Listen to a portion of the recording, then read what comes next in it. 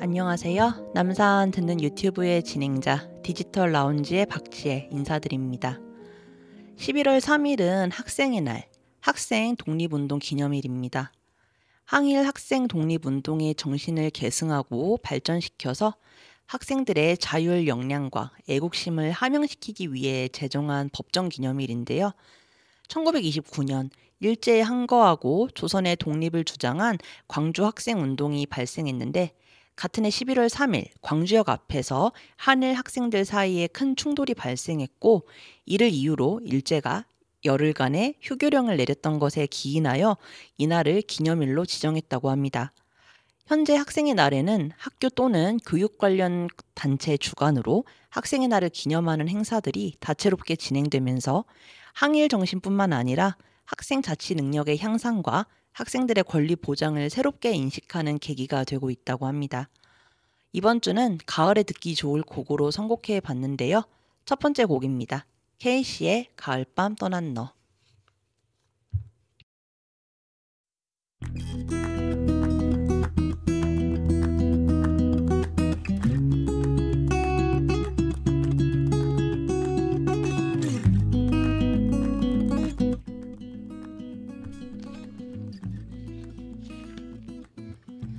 그러면 메인 코너 사서가 들려주는 책 이야기를 진행하도록 하겠습니다. 오늘도 저와 함께 이야기를 나눌 사서를 소개하도록 하겠습니다. 안녕하세요. 안녕하세요. 남산도서관 디지털 라운지 사서 안수빈입니다. 오늘도 잘 부탁드립니다. 본격적인 대화에 앞서 오늘 이야기 나눌 책에 관해 소개하려고 하는데요. 바로 크리스틴 로젠 작가님의 경험의 멸종입니다. 크리스틴 로젠 작가님은 사우스 플로리다 대학교에서 역사학 학사 학위를, 에모리 대학교에서 미국 지성사를 전공하여 역사학 박사 학위를 받았으며 미국 기업 연구소의 선임 연구원이자 미국의 역사와 문화, 기술과 문화의 상호작용 등에 관해 연구해 왔습니다. 버지니아 대학교 고등문화연구소의 연구원이자 과학저널 뉴 아틀란티스의 자문을 맡고 있는 선임 편집자이기도 한데요. 기술의 사회적, 문화적 영향력과 생명윤리, 역사를 주제로 월스트리트 저널, 워싱턴 포스트, 뉴욕타임스 등의 글을 기고해 왔다고 합니다. 책의 프롤로그에 따르면 작가님은 우리의 삶에서 특정 유형의 경험들이 멸종되어 가고 있다고 말하고 있습니다. 서로 얼굴을 맞대는 상호작용이나 쾌락을 추구하는 여러 활동과 같이 진화의 역사에 깊이 뿌리내린 경험들이 그렇다고 하는데요. 최근의 문화적 규범을 반영하는 경험, 즉 공유하는 환경이나 장소에 대한 인식도 마찬가지라고 합니다. 매개 기술은 이런 변화를 뒷받침하는 중요한 힘이라고 합니다. 매개 기술이란 컴퓨터, 스마트폰, 웨어러블 기기 등은 물론 이런 장치들이 수집할 데이터를 번역해줄 소프트웨어, 알고리즘, 인터넷 플랫폼을 의미한다고 하는데요. 이런 도구들을 통해 경험하는 가상현실과 증강현실도 기술에 포함된다고 합니다. 이러한 기술을 통해 접하는 가상의 것들과 물리적 공간에 근거한 실제의 것들 사이의 경계가 모호해졌다고 하는데요. 이런 기술은 우리와 세계 사이에서 관계를 맺어주는 매개자의 역할을 합니다. 그리고 아직은 이런 매개자의 역할을 어디까지 허용할지 선택할 권리가 우리 손에 있는데요. 하지만 코로나 팬데믹 기간에 일, 교육, 사회생활이 온라인으로 옮겨가면서 많은 시간을 이러한 기술을 이용하는 데 할애하고 있었다는 점과 이런 형태의 상호작용을 점점 더 선호하게 되었다는 점을 생각하면 변화는 이미 꽤 많이 진행됐다고 생각할 수 있습니다. 굳이 사람 간의 상호작용을 개선하지 않고도 새롭고 편리한 경험을 얼마든지 수용할 수 있게 되면서 경험을 이해하는 방식에서 명확성과 일관성이 사라졌다고 하는데요. 자신의 경험을 불신하는 사람들이 늘어나는가 하면 점점 더 많은 사람들이 세상과 어울리는 대신 자신만의 현실을 만들고 있어서 현실은 더 이상 합의의 결과가 아니라고 합니다. 이 새로운 세계에서 우리는 더 이상 개인이 아닌 사용자인데요. 작가님은 우리가 때로는 의도적으로, 때로는 의도치 않게 소중한 실제 경험을 시들어 죽게 내버려 두었기 때문에 이런 상황에까지 이르렀다고 주장하고 있습니다. 잃어버린 것을 되찾겠다는 의지를 계속 갖지 않는다면 기술로는 진보한 세계를 만날 수 없다고 하는데요. 소멸하고 있는 근본적인 인간 경험을 붙잡지 못한다면 공통의 현실과 목적에 대한 의식이 약해진 세상, 인간 판단에 의한 불신으로 문화와 정치가 양극화된 세상을 만나게 될 것이라고 합니다.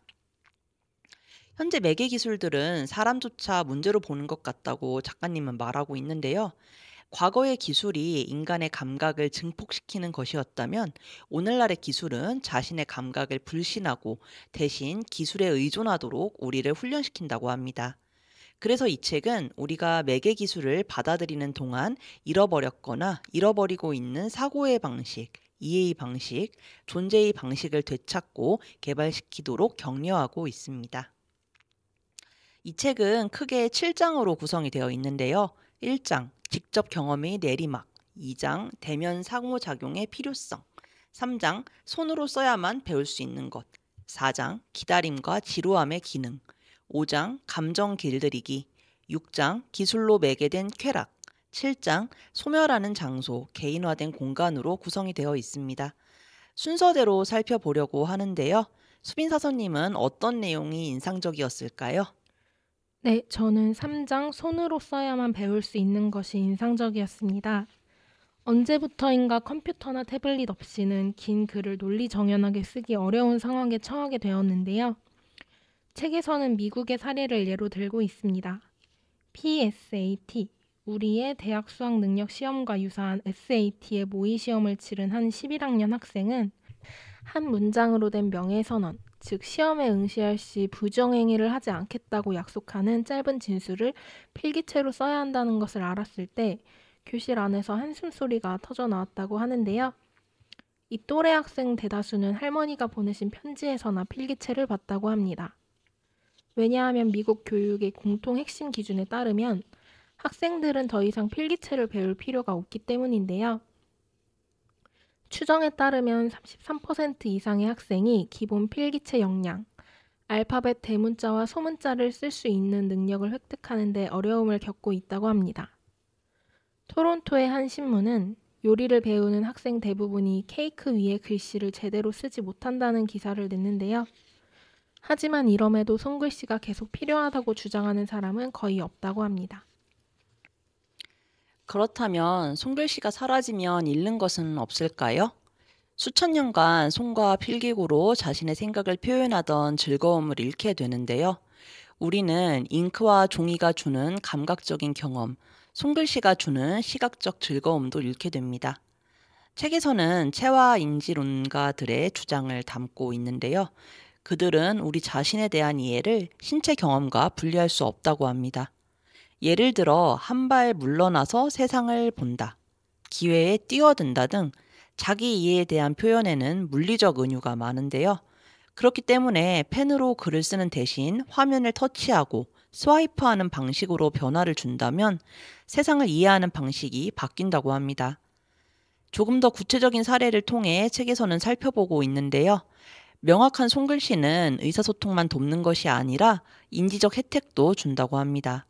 인디애나 대학교 블루밍턴의 신경과학자 카린 제임스는 실험을 통해 발달 초기인 아이의 경우 손글씨가 읽기의 기초가 되는 뇌 영역의 문자 처리에 중요한 역할을 하며 손글씨는 아이의 읽기 능력 습득을 촉진한다는 사실을 밝혔는데요. 다른 실험에서도 손글씨 능력이 향상된 집단은 단어 인식과 읽기 능력이 좋아졌고 공부한 내용을 보다 잘 기억했으며 아이디어를 보다 잘 표현했다고 합니다. 가장 중요한 것은 손글씨에 중점을 둔 학생들이 학습을 더 재미있어 한다는 점입니다. 또 다른 실험에서는 노트북을 사용하여 필기를 하는 학생이 손으로 필기를 하는 학생에 비해 개념적 질문에 약하다는 내용도 있는데요. 노트북으로 필기하는 사람은 정보를 처리하고 자신의 말로 재구성하기보다 강의를 그대로 받아 쓰는 경향이 있는데 이는 학습에 불리하다고 합니다. 손글씨와 마찬가지로 손으로 그림을 그리는 행위도 쇠퇴의 길을 걷고 있다고 합니다. 1990년대 후반까지 대부분의 건축학과 학생들은 손으로 도면 그리는 법을 배웠다고 하는데요. 지금은 컴퓨터 지원 설계 소프트웨어, CAD의 등장으로 완전히 바뀌었습니다. 건축가들은 손으로 모방하기 힘든 복잡한 혁신적 디자인을 할 수 있게 되었는데요. CAD를 통한 창작 프로세스의 자동화는 건축의 정밀성, 효율성, 새로운 시각화의 기회를 가져다 주었지만 대가가 없었던 것은 아니라고 합니다. 컴퓨터가 제공하는 엄청난 생산성은 키보드 앞에서 보내는 시간이 늘어나고 생각하는 시간이 줄어든다는 의미인데요. 또한 손으로 도면을 그리는 것은 건축가와 그가 설계하는 대상 사이의 연결을 나타내는 반면 컴퓨터 디자인은 추상적이고 비물질적인 세계에 존재하며 그곳에서는 가짜 정확성이 디자이너를 오도할 수 있다고 합니다. 그림이 직업이 아닌 사람들에게도 그림은 정량화하기 어려운 창의적인 혜택을 제공하는데요. 윈스턴 처칠부터 조지 W. 부시까지 국가 지도자들이 그림에서 위안을 찾았던 것도 이런 이유였을 거라고. 손으로 일하고 시간을 들여 손기술을 배우는 것은 겸손한 미덕을 회복하는 방법 중 하나라고 책은 말하고 있습니다. 프랑스 페리고르 근처에는 16세기 수필가 미셸 드 몽테뉴의 집이 있습니다.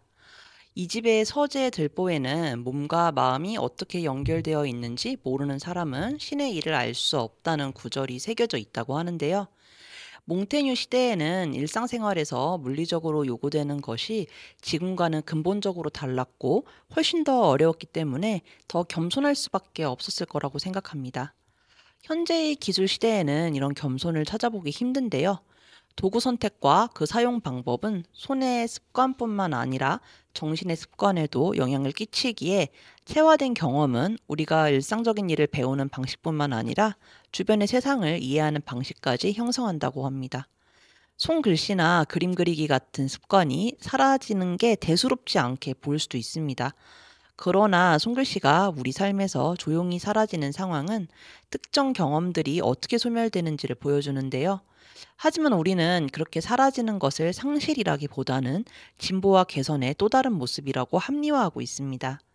새로운 기술이 오래된 작업 방식을 없앨 필요는 없기 때문에 우리는 어떤 형태로든 전통적으로 체화된 학습과 새로운 기술을 공존시킬 수 있다고, 우리의 세계가 이미지와 가상화로 점점 더 포화되어 가는 과정에서 우리는 매혹적인 기술에 대한 욕구가 직접 보고 만지고 만들어 보려는 욕구를 퇴색시키지 못하게 해야 한다고 책은 말하고 있습니다.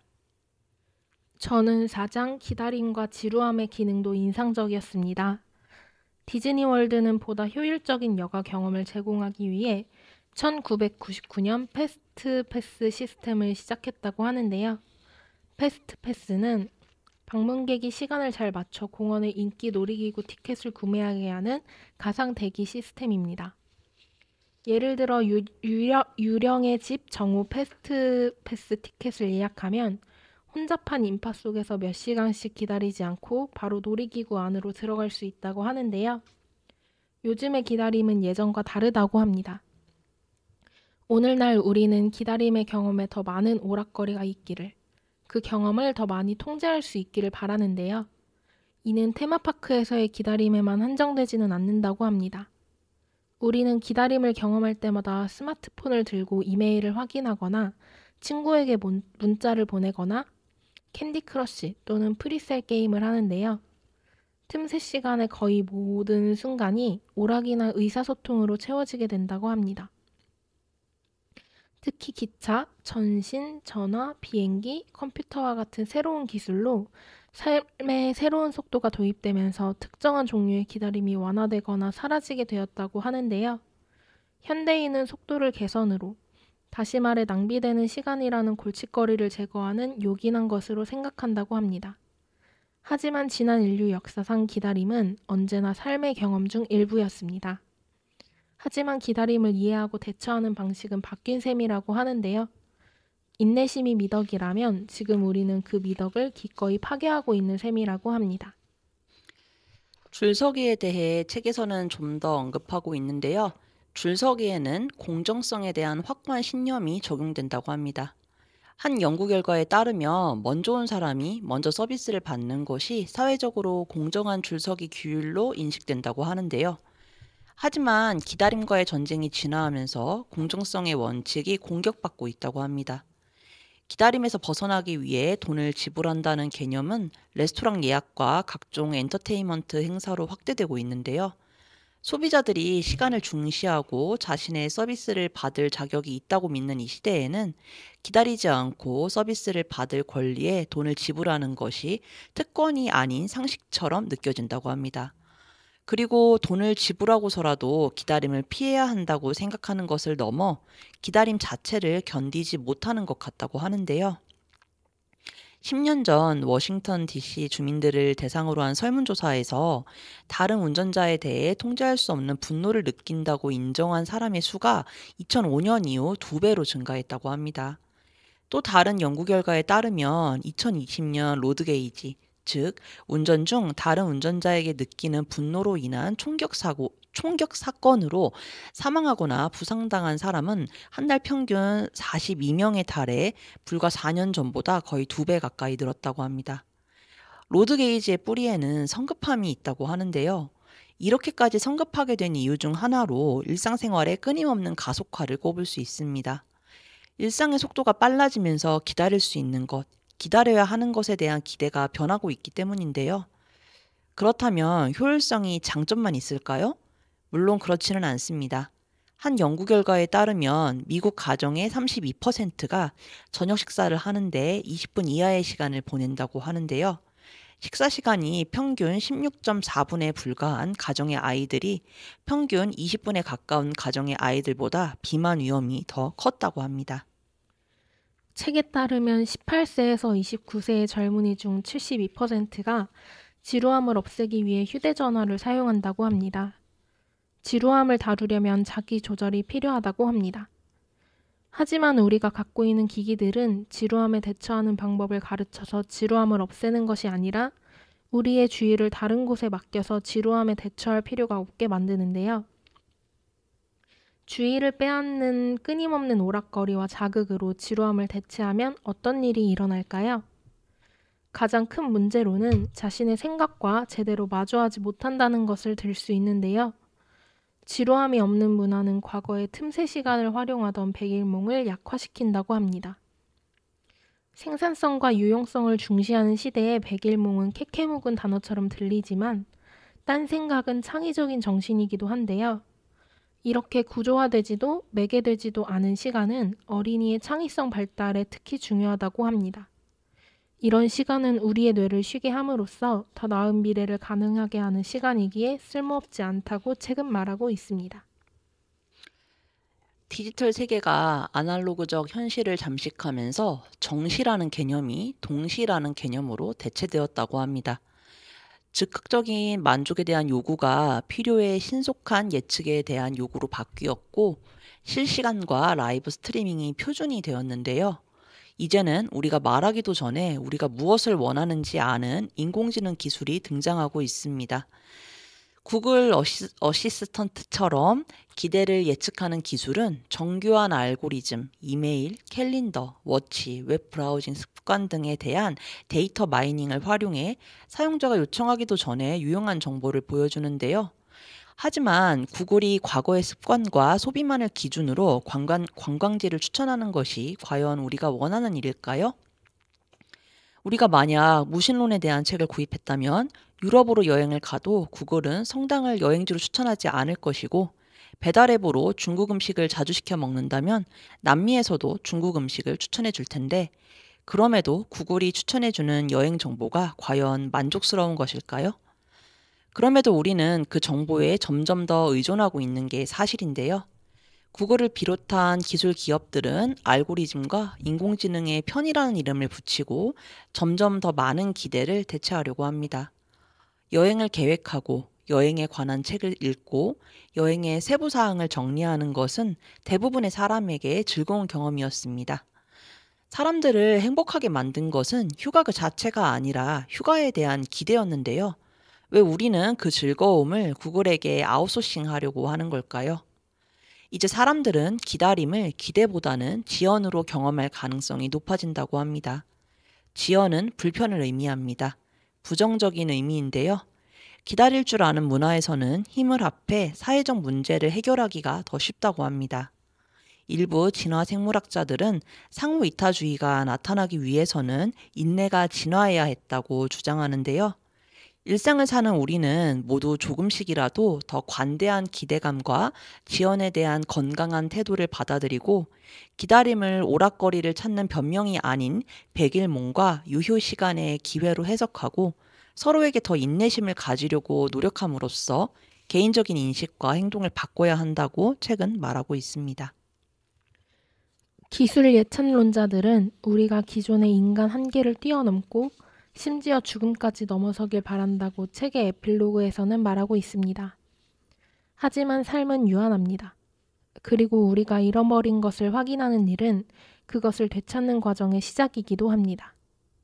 인간의 미덕을 되찾고 가장 뿌리 깊은 인간의 경험을 멸종의 위기에서 구하려면 기술 예찬론자들이 제안하는 극단적인 변혁 프로젝트에 기꺼이 한계를 두어야 한다고 합니다.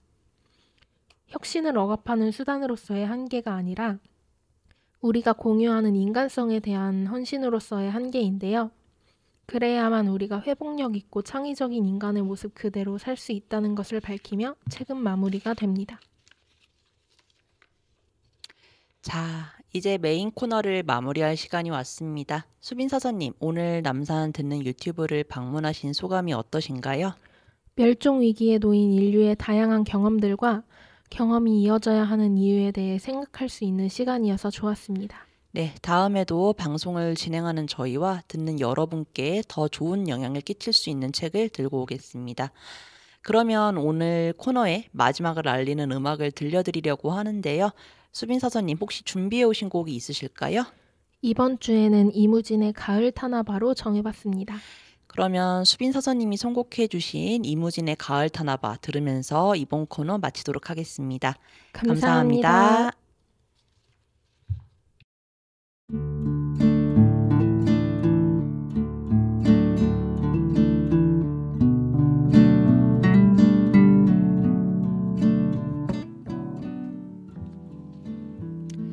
자, 이제 남산 듣는 유튜브를 마칠 시간입니다. 20분이 어떻게 흘렀는지 모를 정도로 순식간에 흘러갔는데요. 마무리 코너로 여러분께 그림책 한 권을 소개하려고 합니다. 바로 올가 토카르축 작가님과 요안나 콘세이오 작가님의 그림책 잃어버린 영혼인데요.